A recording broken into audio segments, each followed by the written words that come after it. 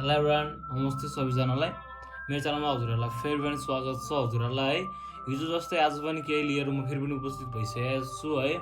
मैले चाहिँ के भन्नु उपस्थित भएको छु भन्दाखेरि आज चाहिँ हजुरहरूलाई चाहिँ के लागेको छ भन्दाखेरि चाहिँ मलाई चाहिँ केही भएको हो कि भन्ने जस्तो कुरो गर्नुभयो। धेरैजनाले फोन पनि गर्नुभयो, मेसेज गर्नुभयो। मलाई चाहिँ केही पनि भएन। मैले चाहिँ कुनै पनि युवा केही कारणवश केही कारणमा अघि बढ्न खोज्यो भने मान्छेहरूको बिचमा राखेर उसलाई मजाको पात्र बनाइदिन्छ नि। बाहिरी समाज यस्तो छ भनेर मैले समाजमा यस्तो हुन्छ है भन्ने मात्रै देखाउन खोजेँ हो। मलाई चाहिँ केही भएको होइन है।